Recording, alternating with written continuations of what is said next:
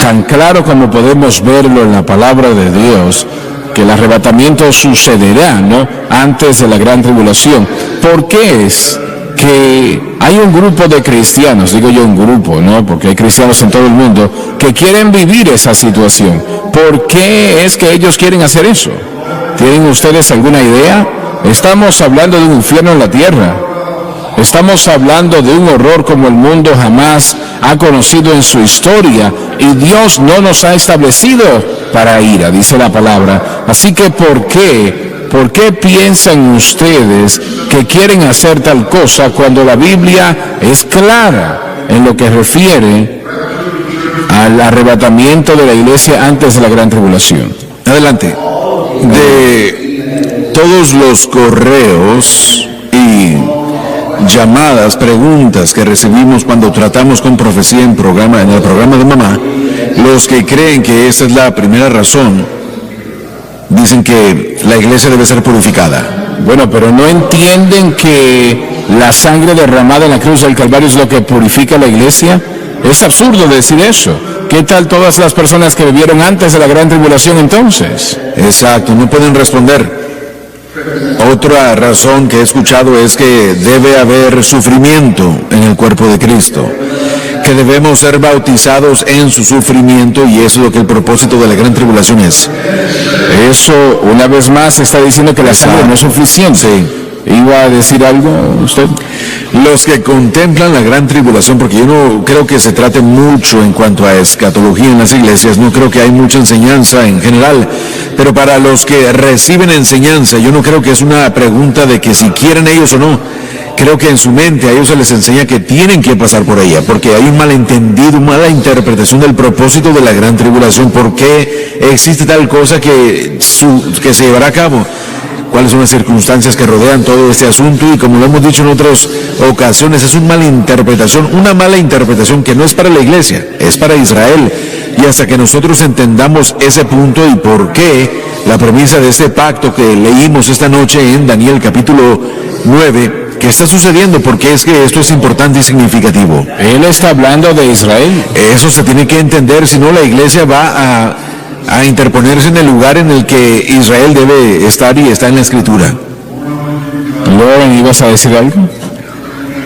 Una vez más, hablamos de esto la semana pasada, pero tanto de esto simplemente no es entender cómo Israel cabe dentro de la profecía bíblica. Creo que Israel, de acuerdo como lo hemos dicho muchos años, es el reloj profético de Dios, y cuando uno entiende el programa que tiene que ser implementado para poder traer a Israel al Señor, entonces entenderemos profecía bíblica de una manera más sencilla. Sabemos a través de la palabra de Dios que el Señor trata con la misericordia y la gracia, o con misericordia y gracia, mucho más que con juicio. Él, escuche bien, Él llamó la atención de Elías cuando le dio el poder de los alimentos y trajo hambre a la tierra durante 3 años y medio, ¿no? Él le llamó la atención a Elías por no hacer eso, por no hablar con gracia, ¿no?, con el Israel de aquel tiempo. Ahora, ¿por qué Dios entonces derrama su ira sobre el mundo en aquel momento, lo que parece que es lo opuesto de lo que Él hizo en el tiempo del Antiguo Testamento, o lo que quería que sus profetas hiciesen? ¿Tiene sentido lo que estoy preguntando? Creo que hay un cumplimiento del plan de Dios que está a punto de llegar al fin de los tiempos, y ese plan era redimir al hombre.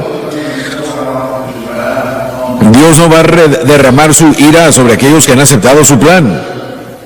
Te interrumpo un segundo. Encontramos en el libro de Apocalipsis que Él hace todo lo que puede, aún con ángeles que están volando sobre las ciudades predicando el Evangelio, para que los hombres se arrepientan.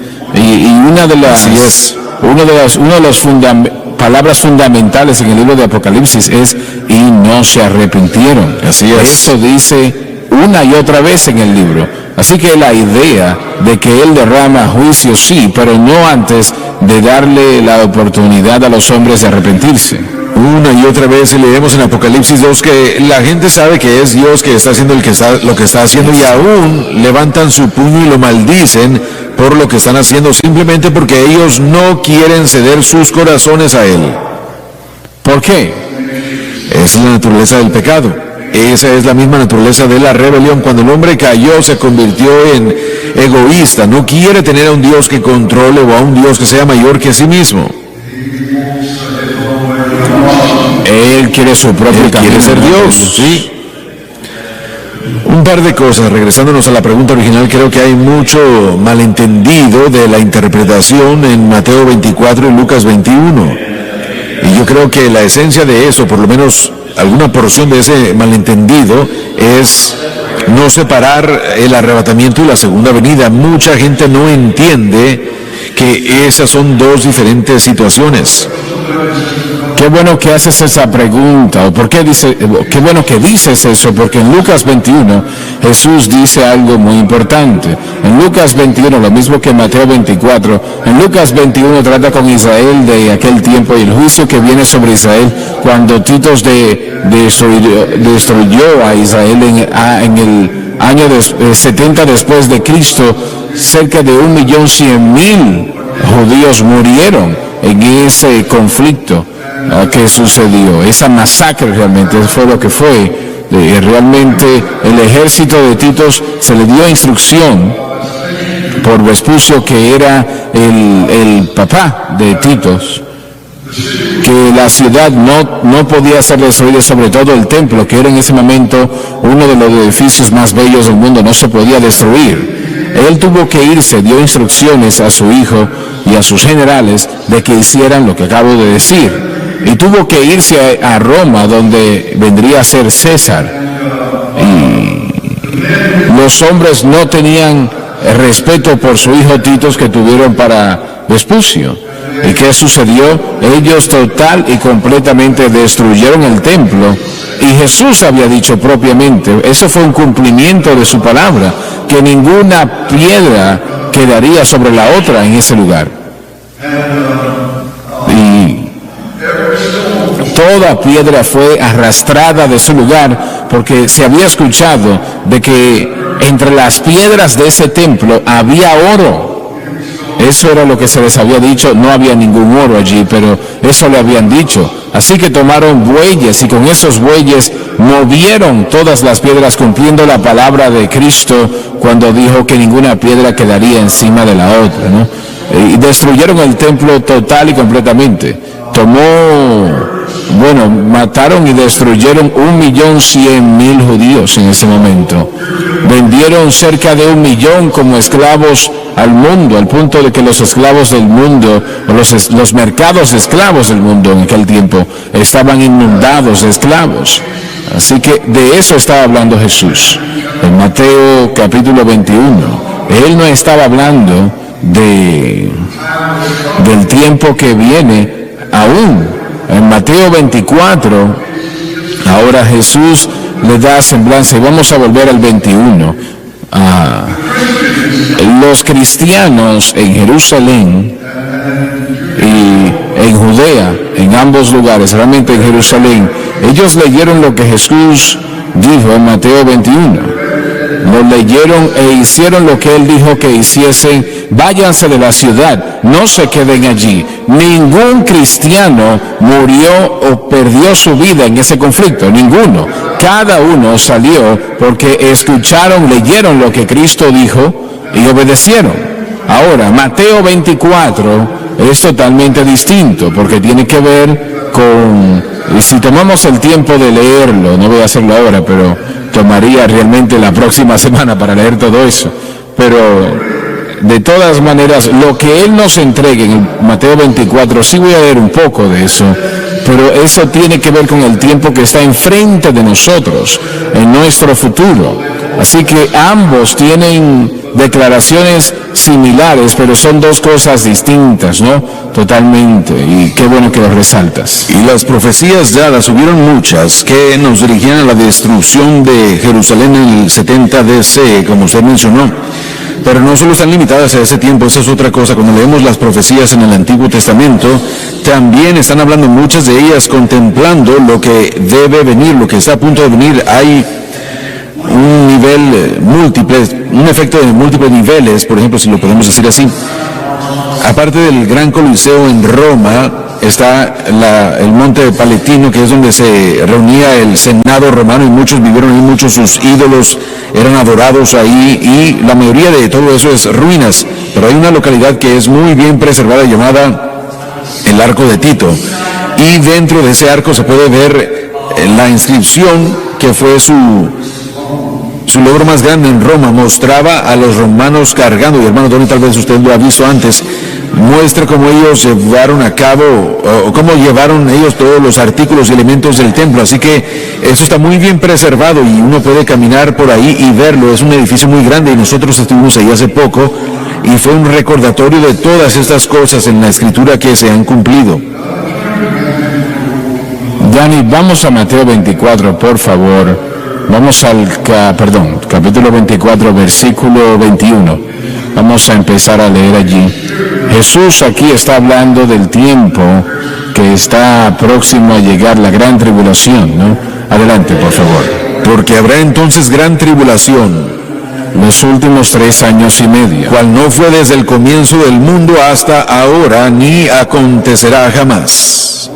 Lo peor que el mundo jamás haya conocido, y será tan malo que nunca se repetirá. Así que ahora Jesús va a hablar de eso que estamos intentando estudiar en esta noche, la gran tribulación que durará durante 7 años, que verá el levantamiento del anticristo, que verá a Israel y que le aceptará como su Mesías, lo que será lo peor que jamás hayan hecho aparte de crucificar a Cristo. Así que esta gran tribulación viene sobre ellos y sobre el mundo realmente. Les hago una pregunta: ¿cuántos en la iglesia moderna, y sé que el mundo hoy que no conoce a Dios, sé que no se saben de lo que se está hablando, no les interesa, pero ¿cuántos cristianos realmente saben que hay una gran tribulación que viene sobre este planeta como lo que vamos a leer acá? Dice que será peor que lo que jamás ha existido. Las iglesias hoy día, ¿cuántos entienden eso y cuántos lo creen? De hecho, estábamos hablando de esto antes de salir aquí. Hay algunos que están diciendo que lo que estamos sufriendo en este momento con lo del coronavirus y todo el lío que está sucediendo, no, realmente ellos creen que eso es parte de la tribulación, y ellos piensan que eso es lo que está sucediendo ahora. Bueno, realmente será peor, mucho Creo peor. que eso responde a la pregunta hasta cierto punto, ver la tremenda falta de entendimiento de cuán severo y catastrófico y horrible la gran tribulación va a ser. Habrán 7 sellos y habrá juicios, y 7 trompetas y 7 vasijas, que son envases, 7 copas, ¿no?, que van a derramarse sobre este mundo. Los 7 sellos serán instigados por el Señor Jesucristo personalmente. Las 7 trompetas, los ángeles lo van a hacer, y aquellas 7 copas de la misma manera. Estas situaciones principalmente serán para los elementos, ¿no?, los cielos, que eso va a causar realmente catástrofe en esta tierra como nunca antes. Por ejemplo, todo pez en el Mediterráneo muere, y todo ser humano muriendo. Estás en lo cierto. La diferencia, la gran diferencia con este problema que tenemos actualmente, la diferencia será que cada persona en la gran tribulación que contraiga algo así va a morir, no unos cuantos, sino que estamos hablando de millones que van a morir, y hay una posibilidad de que cerca de 3 o 4 mil millones de personas morirán durante esos 3 años y medio. 7 años de gran tribulación, pero los últimos 3 años y medio, me refiero, morirán en ese gran conflicto. Así que no, esto que tenemos ahora definitivamente que no es bueno, y hay personas que están muriendo como resultado, pero no es nada en comparación a lo que va a ser cuando los 7 años de gran tribulación vengan a este planeta. Y Jesús dijo que eso va a venir, que no hay nada que se puede hacer para detenerlo, eso va a venir. Las preguntas que usted ha estado haciéndole al panel, encuentro algo muy interesante. Ha estado haciendo la pregunta, ¿la gente cree esto? ¿Entienden esto? Pablo nos dice, una vez más, y lo mencioné la semana pasada, estábamos hablando de esto en general, pero quiero volverlo a decir. Él dijo, no ignoréis que hay muchos pastores ignorantes que no entienden, y no es una ignorancia intelectual, sino bíblica. No entienden la palabra de Dios, no tienen idea de lo que la palabra de Dios declara, toman lo que escuchan, lo aplican y está mal, y está dirigiendo a mucha gente por el camino equivocado. Y creo que programas como lo que estamos haciendo aquí, eso es uno de los programas más importantes en el mundo, porque explica lo que va a suceder. Y si nosotros no tenemos un entendimiento de lo que va a suceder, tal vez tengamos una oportunidad de perdernos, de equivocarnos. La gente que es ignorante en este momento no será arrebatada, ¿no? serán arrebatados. Así que es una muy buena indicación de cuánta gente sabe es lo que la iglesia le está enseñando, que es muy poco. Muy poco. No pueden saber a menos lo que la iglesia lo enseña. Y podemos ver también un segmento de la iglesia que es llamada la iglesia del dominio, la iglesia hoy, el reino ahora. Piensan y dicen que la sociedad que la iglesia va a cambiar la sociedad y que ellos van a escoltar el mover del Señor, la venida del Señor, y que es algo completamente antibíblico. En otras palabras, le van a decir al Señor, ahora puedes venir. Eso es absurdo, ¿verdad? Sí, es absurdo. Lo que se está enseñando casi es como un elemento de superstición, es como que están leyendo la Escritura y están tratando de sacar una interpretación que realmente solo se ve como superstición y tonterías cuando comenzamos a estudiarlo todo. Y una vez más, viniendo desde una falta de conocimiento. Pero hermano Swagger, si a usted no le importa, me gustaría regresar en Daniel capítulo 9. Estamos hablando de la gran tribulación, como usted dijo, que va a comenzar cuando ese pacto de paz sea firmado, cuando el pacto sea confirmado. Daniel 9:27 nos lo dice, pero ¿qué hay tan importante y significativo en eso? Porque ese va a ser el catalizador para todo esto. ¿Cuál es ese pacto? ¿Cómo va a ser ese pacto? ¿Por qué es tan importante? Es tan importante porque es el primer paso para llevar a Israel al lugar donde quiere que estén. Obviamente esa no es la voluntad de Dios, entienda que en lo absoluto no lo es. Cuando Israel firme ese acuerdo con el anticristo, y como dije, será lo peor, lo segundo peor que hayan hecho, la crucifixión de Cristo siendo lo peor. Pero como propiamente has resaltado momentos atrás, toda la gran tribulación tendrá muchos propósitos y razones, pero la razón principal es traer a Israel a Dios. Sí. Eso es lo mayor, ampliamente. Sé que hay personas que han hecho la pregunta, ¿dónde estarán los Estados Unidos en cuanto a la gran tribulación? Nosotros sabemos que la mayor parte de los eventos sucederán, se los entrega en el libro de Apocalipsis y en Daniel, sucederán en el Medio Oriente realmente. Ese es el epicentro, es esa parte del mundo, en el antiguo imperio romano, en ese territorio. Es allí donde será. Eso abarca todo el Medio Oriente, parte del este de Europa y el oeste también. Principalmente esa es el área donde se concentrará el poder de la gran tribulación, ¿no? Pero lo voy a citar otra vez lo que citamos anteriormente, el gran día de su ira ha llegado. Es como que Dios dice, bueno, les he escuchado, ellos me han rechazado, me han maldecido, me han ignorado, me han negado. Ahora les voy a mostrar qué es verdaderamente el poder. Un poder como nunca han conocido antes. ¿Lo estoy diciendo muy fuerte? Creo que usted lo está diciendo muy bien, pero un punto muy importante cuando hablamos de todo este pacto que va a ser confirmado, tiene que ver todo esto con la tierra. Yo creo que va a ser una división muy grande de la tierra y Dios toma eso muy, muy en serio. Papá, tú has enseñado muchas veces con respecto a todo esto que dice aquí confirmando el pacto. ¿Tú crees que de hecho es una idea de que van a haber muchas resoluciones previas, muchos pactos antiguos, que todos van a ser reunidos para poder dividir la tierra como nunca antes, si es que lo estoy diciendo bien. La palabra hebrea allí es gabar, y no necesariamente quiere decir establecer, sino confirmar algo que ya existe, anexando fuerza a ello, dándole poder. Yo creo que todos estos pactos o resoluciones que las Naciones Unidas ha establecido en los últimos años, desde su inicio, esas con respecto a Israel, exacto, serán reforzadas, y eso incluye la separación de la tierra en lo que tiene que ver con Israel, los palestinos. Así que sí está ese prospecto que siento que la palabra hebrea usada en este contexto implica, pero anexando en adición a esto es las perspectivas que estamos viendo.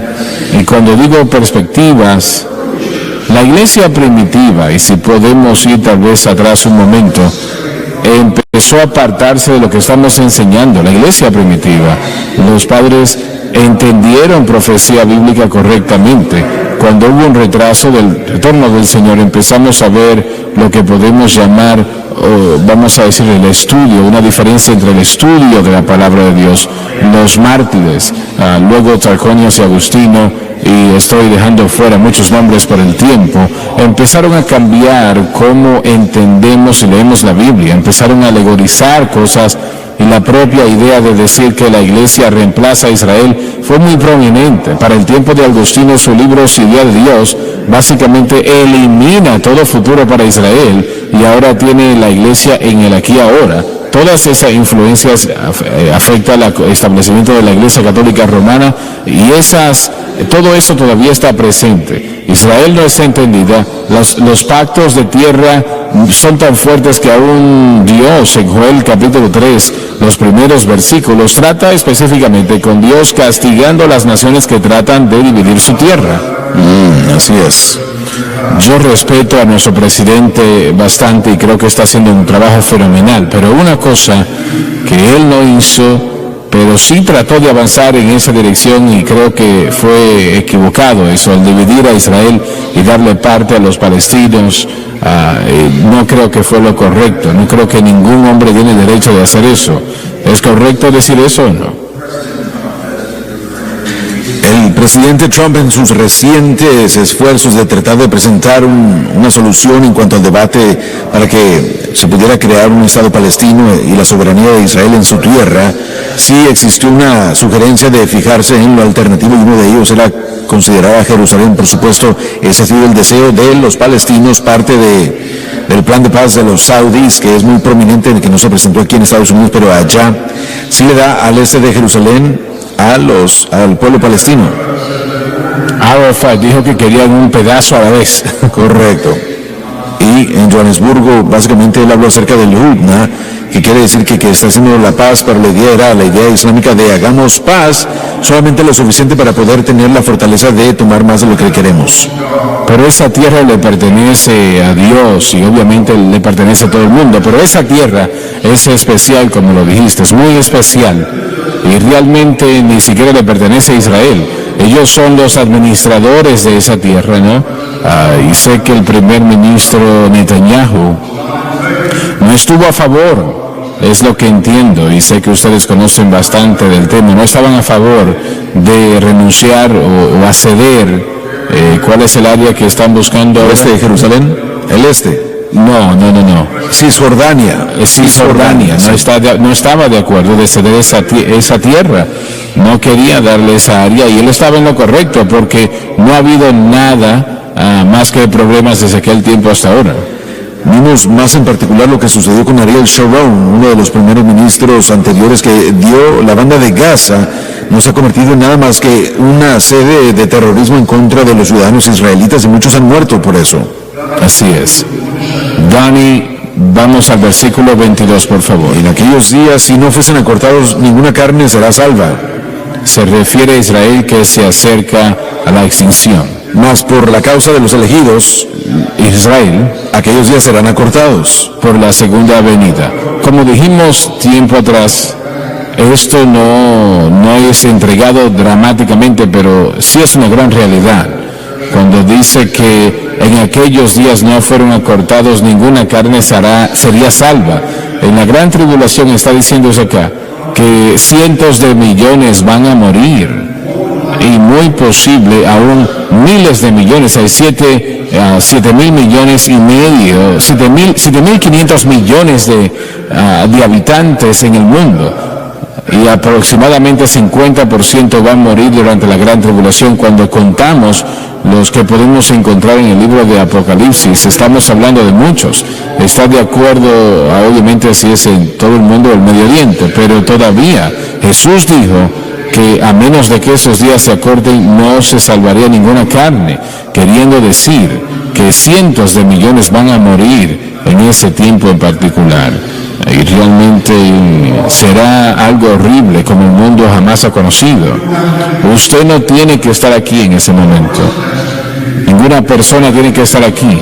Solo Jesucristo entregue su corazón a Cristo, entregue su corazón al Señor, y no estará en ese grupo.